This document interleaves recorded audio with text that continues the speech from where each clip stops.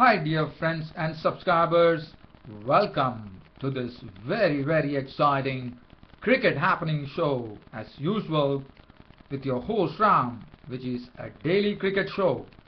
Thanks for all your support dear friends and subscribers, and as usual this cricket happening show is going to start off with a bang. It is going to start off with some record news which has happened in New Zealand. Now to just keep the suspense, I am not going to really talk about it. First, let us talk about one-day internationals. Now, one-day internationals. Let's look at the one-day international matches that has been played in the history of cricket. And we know that there is only one person who has actually holds the proud record for scoring a double century in one-day internationals. It's none other than the dashing opener from India, who is right now out of form. You would have already guessed it now. His name is Virendra Sehwag. As you know, Virendra Sehwag is the one who actually holds the record as far as international cricket is concerned. In one-day internationals, he is the only one who has actually scored a double century, which is a stupendous effort. As you know, he scored 219 runs. But today, as you know, in county cricket, as far as let's say list A cricket. Now, this is the list A cricket matches which was played between a match which was played between central districts and northern districts, and it was central districts who went on to a 19-run win. Well, that is something apart, but what was very interesting is that this match, this list A match, ended in a great record for the New Zealand player Jamie Howe. Now, Jamie Howe, as you know, he has played some test matches, and what he did today is something absolutely stupendous. As I said, in scoring a double century in one-day international cricket is a rarity. Well, the proud privilege, it has been done in the past in list A matches, and this was done in the English county circuit where Surrey were playing against Glamorgan. That was back in 2002, and the player who did that was Ali Brown. Ali Brown hit 268 for Surrey against Glamorgan. That was back in 2002. Now, and Ali Brown is also the person who has scored, who has the proud privilege, or actually holds the proud record of scoring 2 double centuries in list A matches. For as far as New Zealand were concerned, in New Zealand it has never happened. Even though we have seen some great players come in New Zealand, it has never happened. But it happened. It happened in the Ford Trophy 2012-2013, where it was Jamie Howe's bat which went for 222. So Jamie Howe would be holding the proud record of scoring a double century, which has never been done by any other New Zealand batsman. And Jamie Howe had the proud privilege of holding the record when he scored 222 runs of 138 deliveries, 27 fours and 8 sixes. And what a knock. What he did is that in this particular match, which was played at Seddon Park in Hamilton, it was a match between northern districts versus central districts. Central districts, can you believe it, they put up a record score on the board, and this is also another record. This is the highest score ever put by a New Zealand county team, and that was 417 for 6 wickets in 50 overs. The openers, Jamie Howe, who actually now holds the proud record of being the double centurion in one-day internationals in list A games, 222.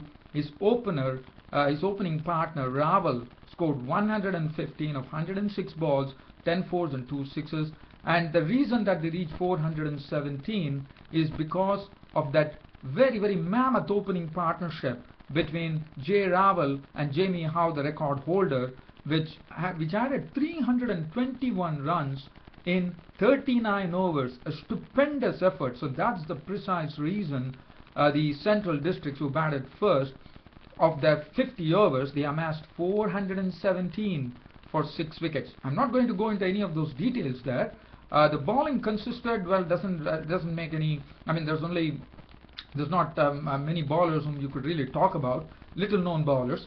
And Northern Districts, let me tell you, they were absolutely equal with the chase. In fact, if they had defeated, they might have probably held the record of being the first team to have served a total of 400 runs and win the match. But, well, it was not to be. Northern Districts went down fighting. They went down fighting. I would say they fired on all cylinders and basically really went down fighting. They were 398 all out of their on 48.5 overs, and the victory was Central Districts by 19 runs only. So what a match we had here in the List A game at Shedden Park in Hamilton. As far as Northern Districts were concerned, they had contributions, 54 coming from David. Mitchell made 29, 61 Hickey, 48. As I said, these are the names which you don't know much. Aldridge made 50. Everyone contributed 398 all out. I'm not going to anything. The reason that I was talking about this match is because my Cricket Happening show is something which brings you excitement right there into your drawing room, and that's what I'm trying to do.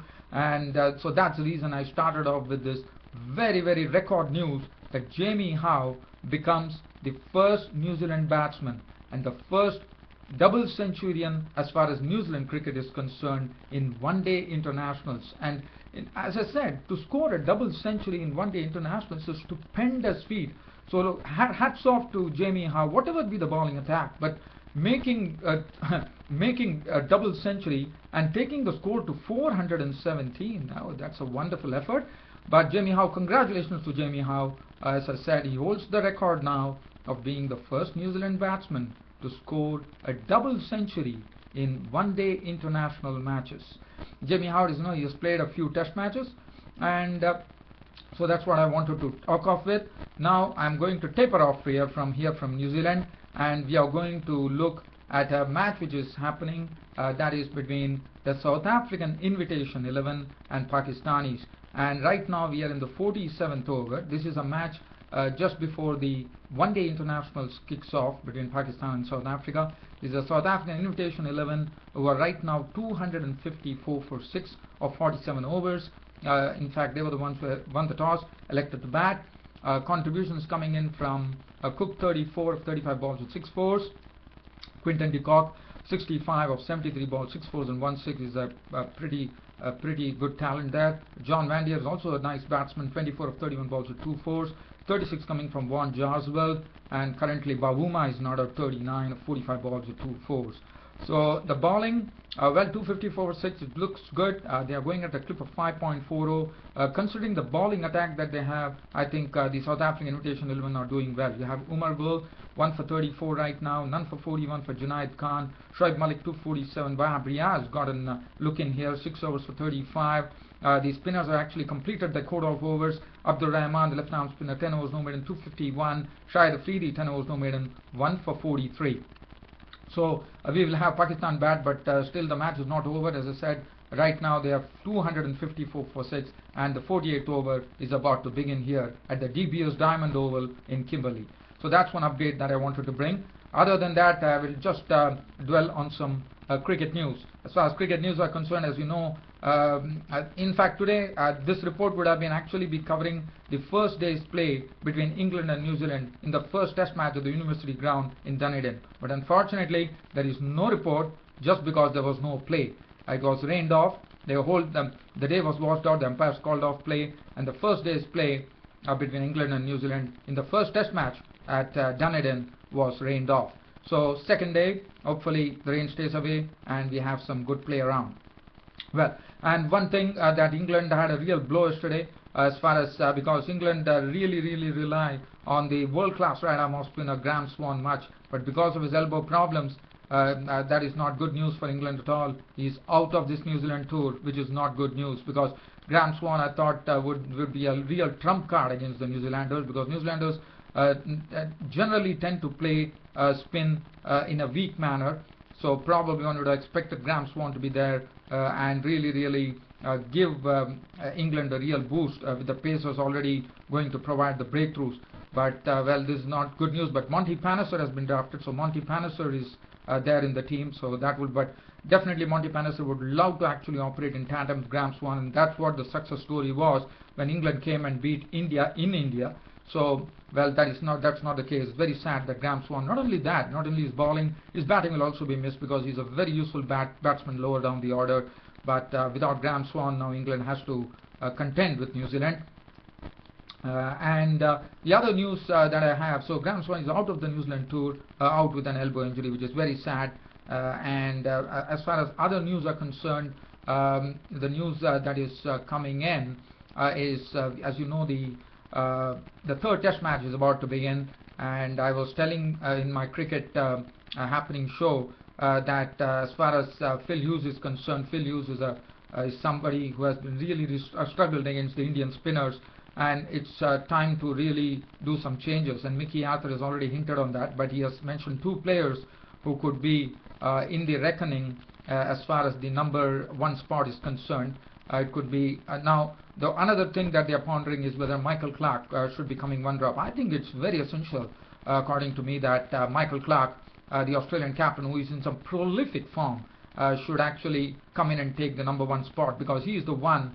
I mean, if you look at the Australian team, the most experienced one are Shane Warne and Shane Watson, the opener, and Michael Clarke. And Michael Clarke, if he comes one drop, that would be great, according to me. I think that should be a big move, and so it would mean that Phil Hughes will be out of the side, who has been struggling against the Indian spinners.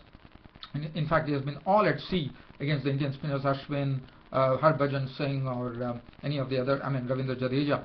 So basically, what he has to do, as far as Australia are concerned, they have that place vacant. I was telling in my show that it would be Usman Khawaja, but Mickey Arthur, the coach of Australia, has hinted that it could be a toss-up between either Usman Khawaja or Stephen Smith, who brings an all-round